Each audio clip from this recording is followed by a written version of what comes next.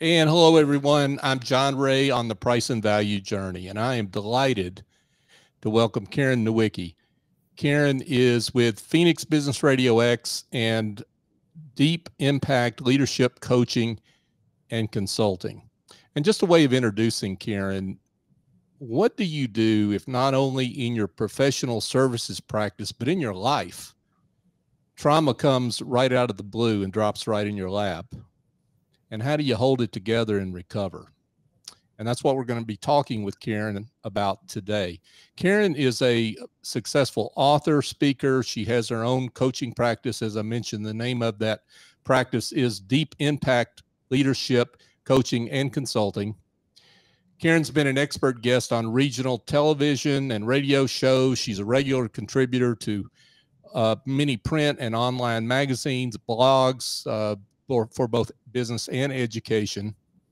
And where I intersect with her proudly is that she and I are colleagues in the Business Radio Network, Business Radio X network. And Karen's the much smarter studio partner than I am, but she runs the Phoenix Business Radio X studio. And Karen Nowicki, it's just a pleasure to have this time to chat. I'm excited to spend time with you, John. It's usually a quick text or a phone call. How you doing this? What's going on here between either one of us? And we have yet to ever meet in person, but we've got to change that in 2023. I look forward to that. Yeah, that's I want to correct that. So let's put that on our list for 2023. I like that. Did I say 2022? I think I meant 2023 if I said 22. I can't keep up. Well, let's get each other in the right year. I'm not sure I said the right one. Yeah, right. But right. But I gave a little bit of an overview of you and your work. But you like me, you have two different professional services businesses. So give everyone a little bit of an overview of that work. Sure. Again, thank you for having me be with you and your listeners today or viewers. I have been referred to for years as the ultimate problem solver and solution finder. For the past 24 years, I've acquired advanced training and certifications in executive leadership, trauma integration, Tao healing, and then organizational and personal development. And it just made sense that while I was running my coaching practice, which you've mentioned a little bit, almost 6 years ago, to open Phoenix Business Radio X and run that alongside it. And I'll talk about why that was so important in a moment. My greatest strength is the ability to help people understand what they need, what they want, and how to have that come together on a consistent and daily basis. Most of the time it's telling people, and showing them how to get out of their own way. And I know the business of business as well as the business of people. And so let's face it, in any business, we're always dealing with people. And so it just made sense. Business Radio X was a wreath on my door and an opportunity for me to kind of elevate my exposure as a leader when it comes to personal and professional development. And I haven't ever looked back and regretted the decision. It's been hard to run both businesses at times, especially these last couple of years. But I'm doing it, and I've got the right team to help me now. Yeah, that's terrific. So, I'm curious for you, and we've talked a little bit about this, but for our listeners, why layer on Business Radio X specifically and that work among all the other things you could have done next to your coaching practice? It's a great question. I think it's an important one for you and I when we encourage people to take on podcasting or B2B radio in their businesses, because not everybody understands why at Business Radio X we do the things that we do it or the way we do it. So 6 years ago, I had sold a business, and it gave me the leverage to hire a coach and think about how do I want the next layer of my career to be.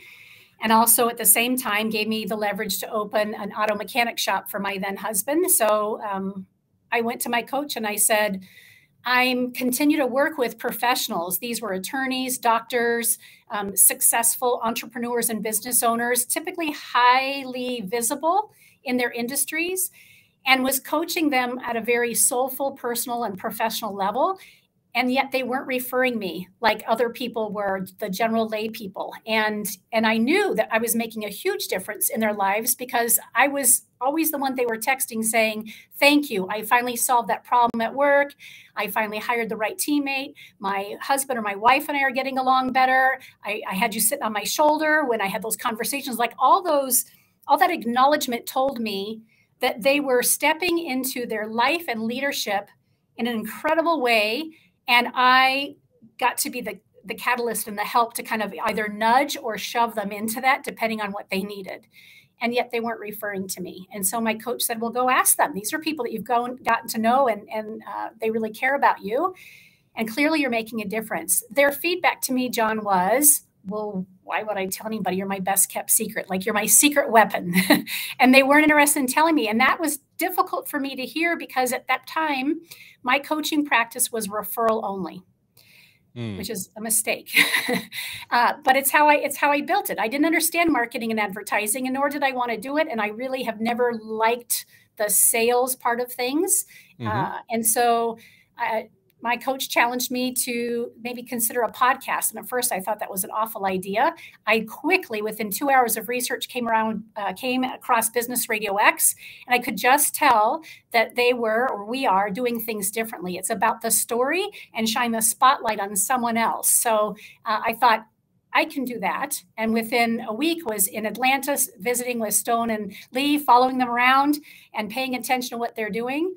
And by the time I flew home about 4 days later, I had made the decision to open Phoenix Business Radio X so that I could show up among our leaders in the Metro Phoenix area, have conversations about what's important to them, their industries, their verticals, their decisions, their initiatives, and in exchange have an opportunity to get to know them at a really deep level, and then in turn be able to say, here's what I do outside of Business Radio X. If you know anybody who's struggling with, personal growth or professional development or leadership or finances, whatever it is, have them have a conversation with me.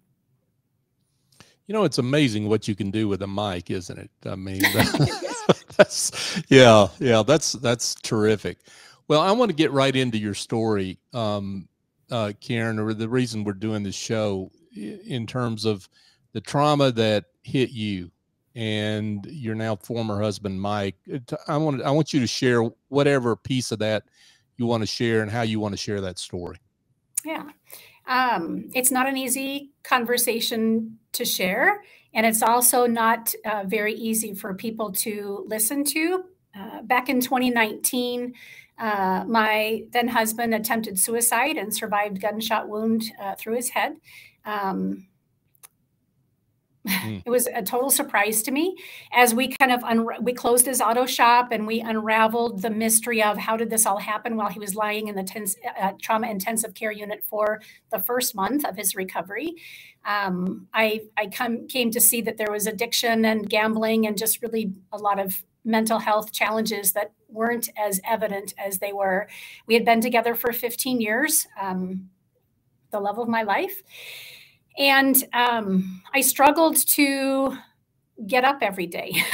I struggled to help our then 12-year-old kind of make his way through it. I have 2 older kids as well who very much loved and cared for Mike, and they were trying to make sense out of it. They were living out of the house, already adults. And being so visible in our community already, because I have had Business Radio X up and running for then almost 2.5 years. And the way in which I show up in social media, even before this, is that I'm kind of I'm visible. Here are the situations, the struggles, the challenges that I go through. And I decided that I was going to tell the story while it was happening. That was I'll say a divine download. I woke up one morning and what was on my heart and in my head was, you will tell this story as it's happening. And I thought, oh, you can't ask me to do that. I was in trauma. I was in crisis. I wanted to just pull the sheets over my head and just disappear. And yet the next thought that I heard was, I've prepared you your whole life for this. And I thought, well, that's a crappy way of being. Who would ever, or what, why would that ever be part of my story, that because I pride myself on knowing people so well and helping people and getting really clear about soulful self-reliance and deep impact leadership, how could I end up with a partner who went to bed with me every night that was the love of my life, end up wanting to take his own life? So long story short, Mike and I are no longer together. He wasn't willing to, or wasn't capable of, I think is more appropriate to say, to do the work it required to be a healthy whole unit between he and I, and then of course our son. And it just made more sense, safety-wise, mentally, physically, emotionally, for Ivan and I to be on our own. I do know that he is now with his family in a different state. They've chosen not to have anything to do with us, which is heartbreaking. And at the same time, I continue to recover from that, all the while keeping both businesses open and being very vocal about my own mental health journey throughout this chaos and trauma, and that of my sons. Wow. So a lot there. Let's talk about the processing, the idea that all this was going on with your life partner and you had no idea. I mean, in terms of just the mental health struggles and then the financial issues and other issues that you talked about that were going on. How did you process just getting hit by this out of the blue?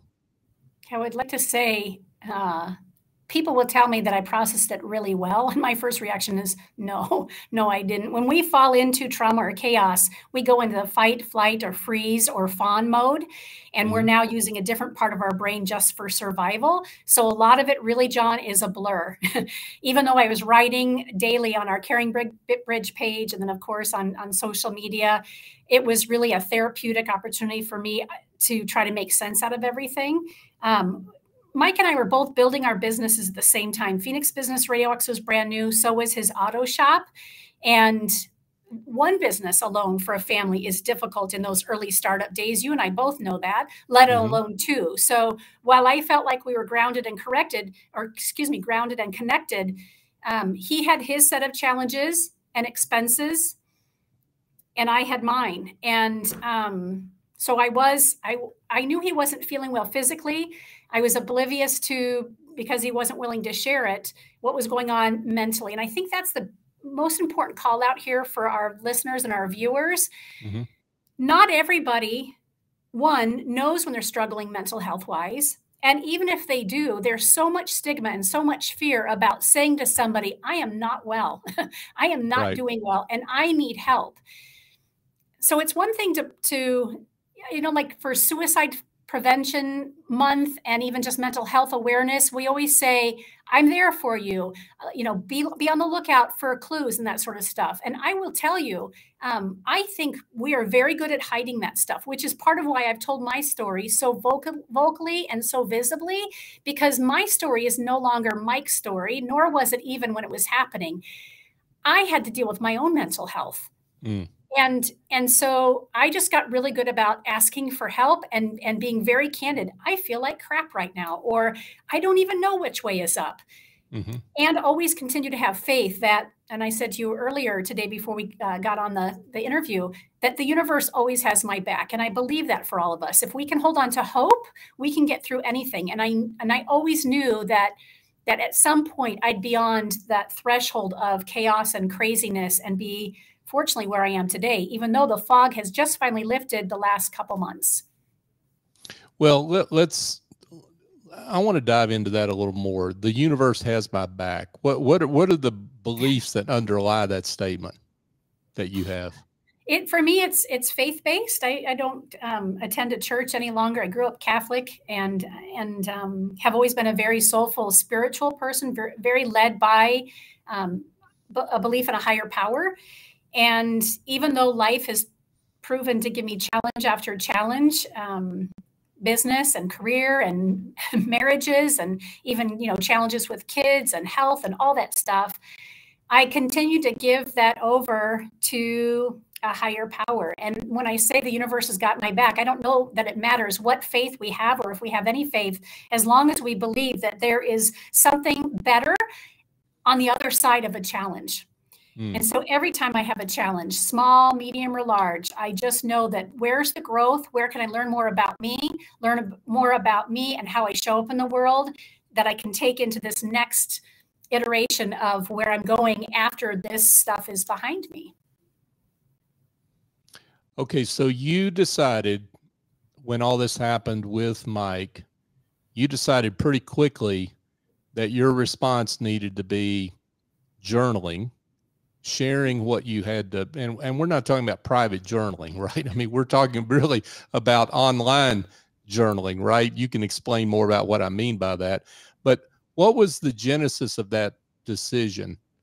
Again, I will tell you that it wasn't my decision. I know that might sound crazy, but in my meditation practice and the way in which I just am very soulfully self-reliant, I listen very deeply to what my soul needs and how I'm supposed to show up in the world. So I know that gets a little bit woo, but there you go. So very early on, within 3 or 4 days, again, I woke up and I just knew that I was being called from a higher place to journal and share publicly what was going on for me. And it was a survival mode. My son said it recently that it was a way for me to survive and thrive versus a way for me to storytell and get attention. It doesn't fit with everybody's narrative. There's a handful of people, Mike's family included, thinks I did it for attention and did it just to further my career. If that were that, I literally would have kept the sheet over my head, put a padlock on the door and said, I'm done, I'm out. Right.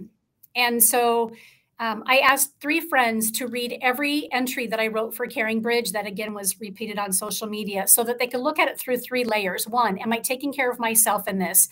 Are you reading it to where you can hear that this really is me trying to find my way through the chaos and make understanding of what's happening to the degree that I can? 2, is it being respectful of Mike and his family and his journey? Because at the time, while I wanted us to be together forever, that was the plan, I never would have guessed that it would not have turned out that way.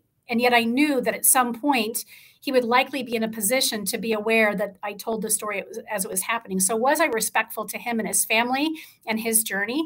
And then the third piece was, if there could be a nugget for other people who are watching and listening and reading, is that opportunity there for someone to have a takeaway? So all but, I think, 1 journal over the course of probably 9 months, journal entries. Was there ever a sentence that came back and my very best friend, Julie, came back and said, this is the only sentence that I'm not sure where you're coming from on this. It sounds like more like ego than anything else. Can you reword it or pull it out? And with that, I did. That was the only time. The rest of the time it was, oh my gosh, Karen, this is what I'm getting from it. And I know this is going to make a difference. And I can hear you getting better and healing as you go through this. So less of a decision, John, and more of a calling, which I think, again, our viewers and our listeners for this particular show, if they're entrepreneurs and business owners, even solopreneurs, we don't come into our businesses lightly. We come into it, I think, oftentimes because we have a calling to do something that's bigger than us. Right. Yeah, for sure. And now this is part of the story that I'm not sure that I've heard before, that you had 3 trusted friends that knew you quite well, that they sound checked it, right? I guess maybe is the word, right? Yeah, they sound checked to make sure that the Karen they knew was speaking. Yep. This was well before any of the immediate family started attacking and wanting to manage what I was saying and would rather have me be quiet. I just knew that I was fairly visible in our community anyway already. I'd already talked about postpartum depression when my kids were younger and changing careers and, what is it like to be fairly visible and that sort of stuff, getting older, those kinds of things, even body image and those choices and how I can grow to love myself more. So knowing that I had already been through all that and sharing in that way, I knew I needed to have people not fact check, but just sound check and make sure that I was doing it from a place of, first, caring for myself, second, being respectful of Mike and his journey, wherever that would take him, and third, can people hear it from a place of what's in it for me? And it's proven to be one of the most amazing things I've ever done. I hear still from people 3 years later how much I've changed their life or the lives of their loved ones. I would say there's easily, and this is, I think only firefighters and medical professionals get to say this, I know there are at least 8 people whose lives I've helped save because they either read or someone read to them the accounting of what I was going through as a dear casualty of somebody who wanted to leave this earth before their time. I would love it, Karen, if you would share, and one of those is an example. You don't, obviously, we're not going to mention names or anything like that, any identifiers, but if you could just share an example of one of those stories. I can. So we're here in Arizona. I had a high school friend reach out through Facebook and mention that she was going to be in town. This has been, probably a year and a half ago. And would I be open to coffee? And we don't know each other well. We see each other at reunions and, of course, on social media, thumbs up or a little like this, like that. And I said, I'd love that. And so I waited at the coffee shop for her to arrive maybe 3 or 4 minutes early. And as she's walking from the parking lot, we smiled at each other. And as she's getting closer, I watch her face change and she starts to get teary-eyed. And I was not prepared for that. We gave each other a big hug. And she said, I'm so grateful that you're sitting down and meeting with me. I need to tell you how much you've impacted my life and the life of my fiance. Now, we're not spring chickens. We're celebrating our 40th high school reunion this year. So we're in our late 50s. And so this is somebody that I knew as a young girl, right? And have seen at reunions. And she's in a relationship now. I believe they're engaged, maybe even married now, a couple years after we met over coffee. And she said that her then partner was struggling with mental health, depression, suicidal ideation. And as she read what I was sharing, being his beloved partner, it was ripping her apart that could be her. And she didn't know how to handle it. He was unwilling at the time to get professional help. And so she started reading these entries to him aloud. And I don't know how soon, but I think within 4 or 5 entries, he ended up agreeing to go get professional help by himself and also couples counseling for the 2 of them. And she said, I just knew the anguish and the difficulty that I was sitting in, not having a clue what happened, not having known how to help, and having a partner who refused to get help, until it was too late, and even now, not getting the help. Right. She just knew that she had to share that. So I hope that's kind of the example that you're. Wow, that's tremendous, and there's no telling what has happened without you even knowing about it. And this is just what you know about in terms of the people that you have impacted by sharing your story so truly authentically. Yes, there was no other choice. And now it's interesting. So now I'm beyond it. We have not been married for over a year and a half now. And I want to continue to be a beacon of light for people, and it has to be authentic. So I'm just kind of looking for what's happening in my life that I can continue sharing. You alluded to this. There was catastrophic financial loss that I was not even aware of had already taken place. And so even though I'm 58 years old, it's like I'm 23 years old starting over again and keeping both businesses afloat. I'm so grateful for the community providing some financial support when we were in the midst of the chaos. I have a very dear friend who recently invested in my business so that I could get to the next level with teammates and that sort of thing. Feel very grateful that I've been willing to get out of my own way and also share that part of the story to help other business owners and individuals who, again, sometimes we think that we're the only person. I always say people think that they're terminally unique, and we're not. We're all looking for validation that we're okay and that we're enough and that we can contribute in some way. We're all designed fairly similarly, whether we're an introvert or an extrovert or anywhere in between. We just want to know that we're here for a reason. You know, since you brought up introvert and extrovert, we were talking about this before we came on. So, you know, the typical listener of this series is a solo and small professional services practitioner, most of whom are introverts, as a general proposition. And I can hear the introverts saying, I can't believe that Karen shared what she shared. You know, what do you say to somebody that is thinking that and thinking I'm a private person and there's no way I could do what you've done, Karen? Well, stay private. I realize that is one of my unique, I don't know what it is, call it a curse or a blessing. One of the unique gifts that I bring to this world is the ability to tell people how I'm feeling as it's happening. And not everybody can do that publicly.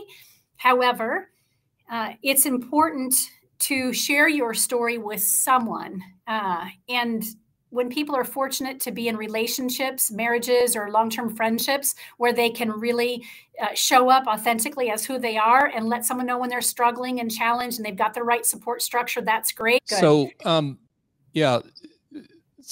So, yeah. And I think this gets to, I don't want to make this into something that's a little crass, like personal brand, but I think people hear that and they hear authenticity and showing up, but they're showing up as I'll call it the made up you. They're showing up as the real you. And I mean, the capital R real you. That's what you did. Yeah. And there's a way to do that no matter who you are. Mm-hmm. This is not about airing your dirty laundry just to do that, right? Mm-hmm. Just speaking authentically from a place of some of the challenges, whether it be business or raising children or moving to a new location or the next level in your business, whether you're introvert or extrovert, I don't think that matters. As leaders, we're called to show up authentically, and everyone has their own pace and cadence for that.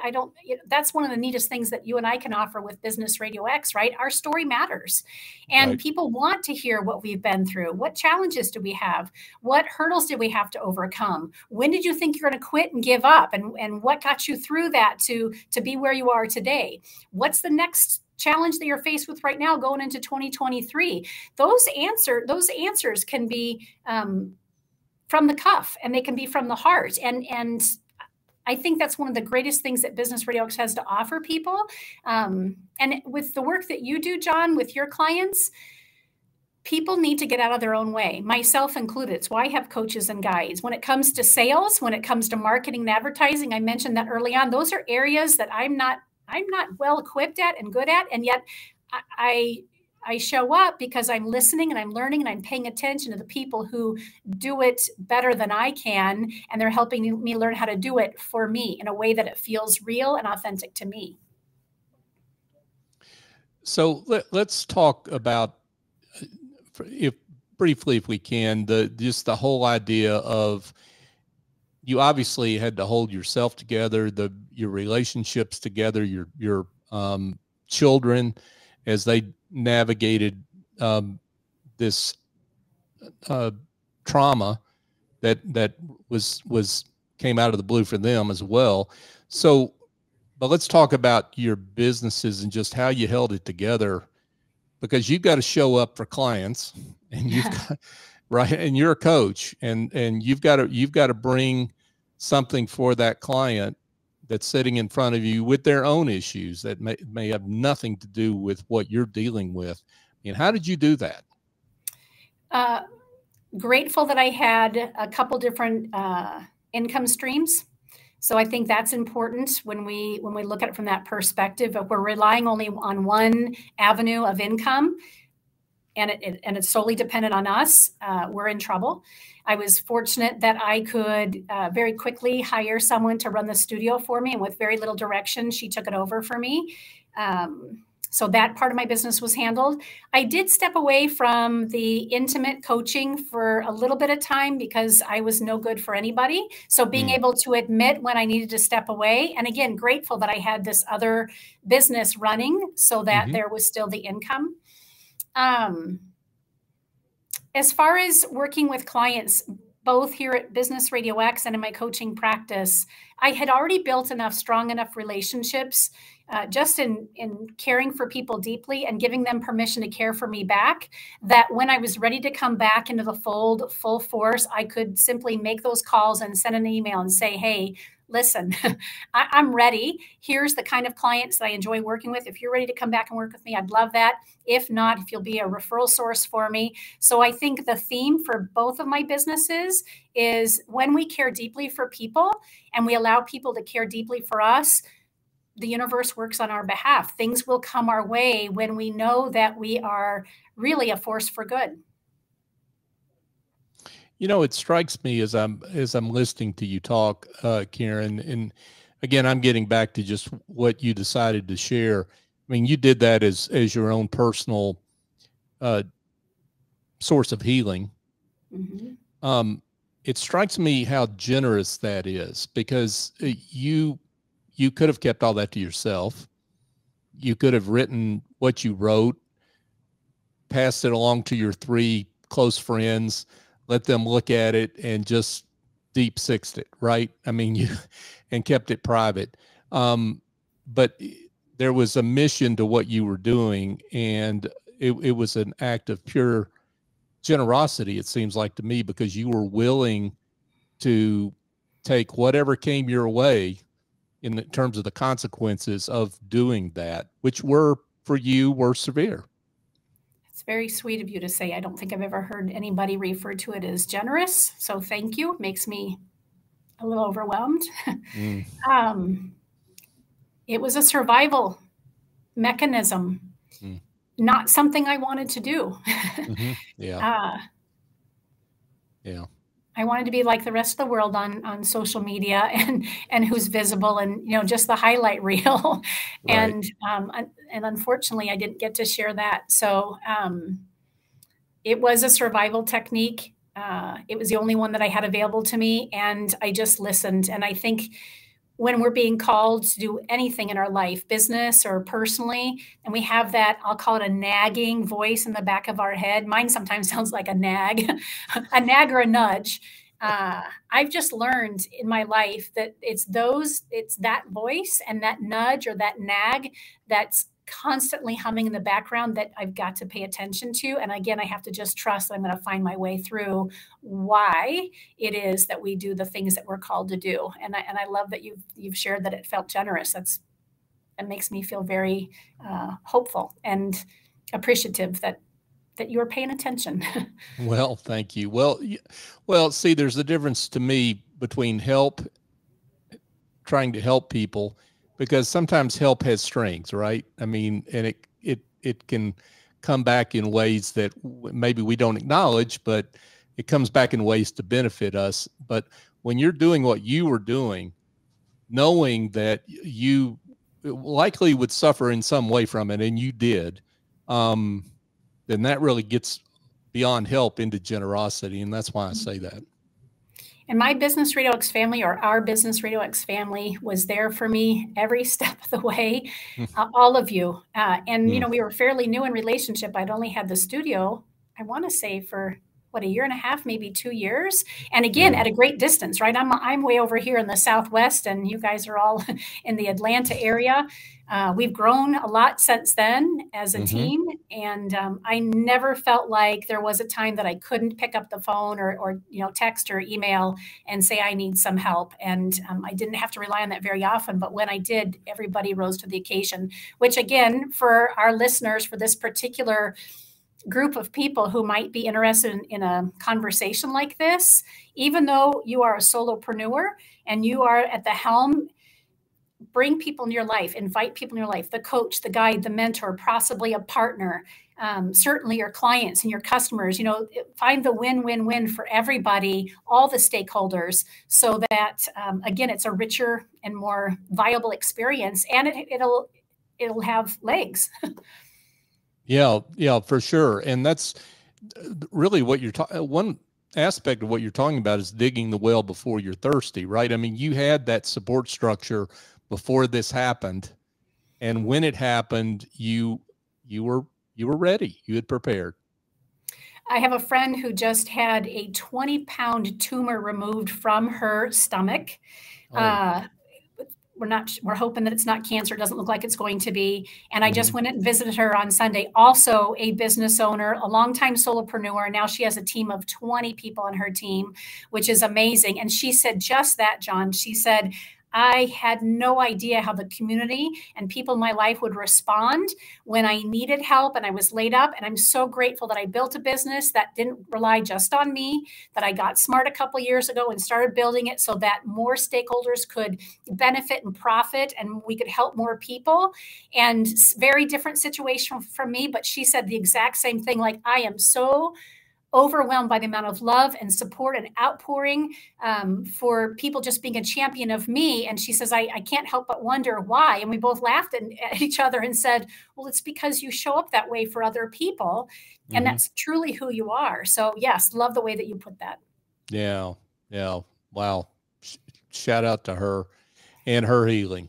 Yeah, thank you. For sure. So one of the things that has stood out to me recently, speaking of things we post on social media, is you've been using this hashtag I want to know about. So it's trauma-informed workplace.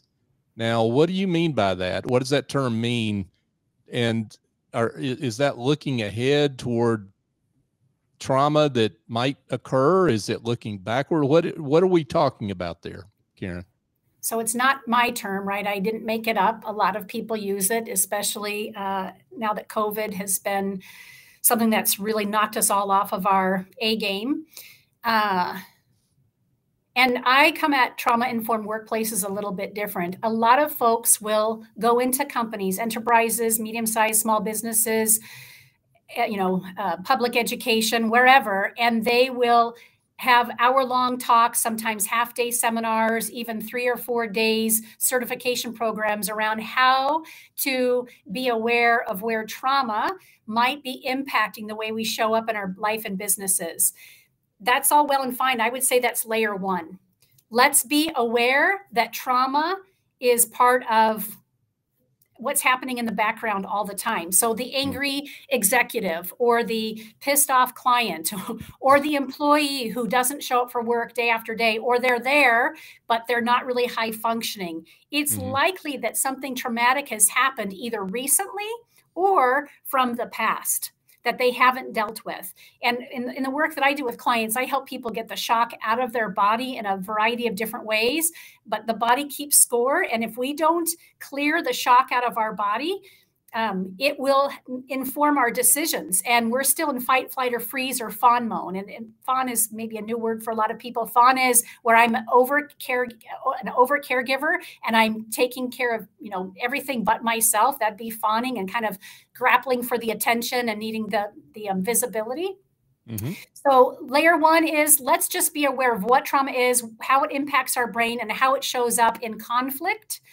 And let's make sure that as a trauma-informed workplace, we have a way to handle that and deal with that culture-wise and team-wise. That's all well and fine. And then there's next layer that I work with individuals and business owners that come to my practice and work with me. It's let's have you heal your trauma and reintegrate it so that your decisions, the way you show up in your marriage, your friendships, your business, your leadership, the way in which you work with your stakeholders, you're standing in the present moment with all your faculties about you. You're aware that you have a past. Some of it may have been kind of sucky. Some of it may have been great, but the decisions you're making today are in alignment with who you are today, and you're not having to look over your shoulder out of a reaction or response.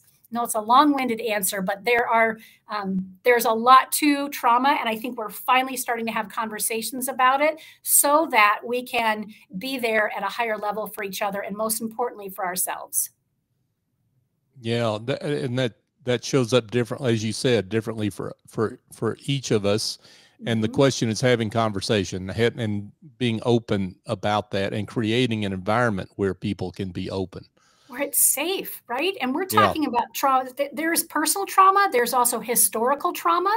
There's legacy trauma, familial, family trauma, right? And we all carry a little bit of that with us without even knowing it. So we've got to come to better understand how does that come and show up in our communication or our lack of communication, and how can we have compassion, respect, and autonomy with each other. So Karen, you've been really generous with your time, and you're busy. You got a lot going on. So I know really, Daryl, my producer, just walked by the window and was going to come in to get ready for our show, and he's like, "Oops, I can't go in there yet." yeah. He's like, "Hey, we got other things to do here, right?" But before we let you go, though, I would love it if you maybe could share one final takeaway. You know, as listeners absorb your story, you know, what should they hold on to from your story that could help them in their personal lives and in their business life?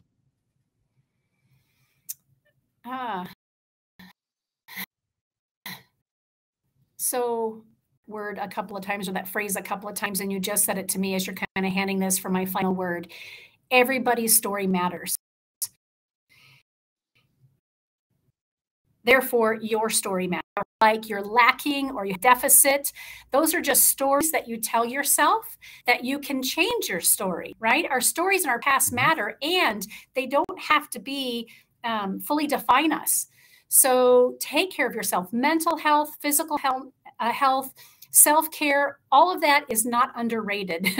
And it's not just going to a spa once a month or getting your, manicure, pedicure, or going to see your chiropractor or once a year checkup. It is daily practices that help you become the best version of you, so that when you look in the mirror every day, you like the person that you see looking back at you. And that filters into every aspect of your life, most particularly those of us who are solopreneurs and entrepreneurs and business owners. We've got to get that together, or we're going to find ourselves struggling when it comes to financial well-being and the success of our businesses.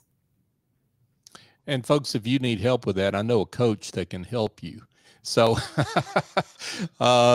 that gets us to the most important question, maybe, which is how folks can get in touch with you, Karen, that would like to know more, maybe about your coaching practice, but just maybe they've got to download their own trauma around suicide.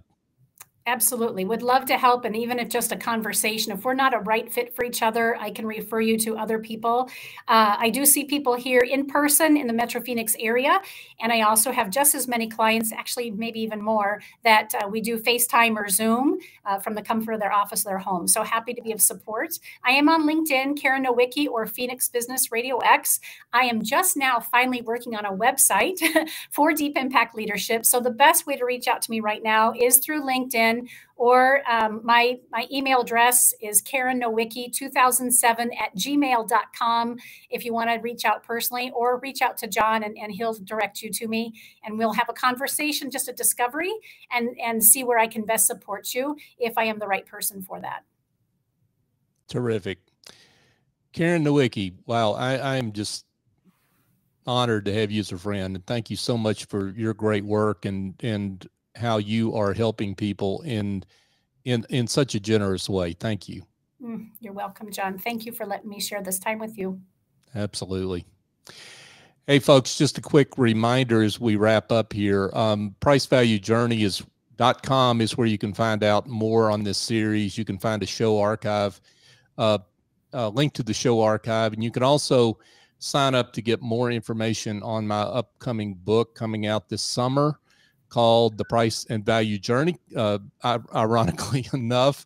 And it's raising your confidence, your value, and your pricing using the generosity mindset method. So if you want to know more about that, you can sign up for updates on when that's coming.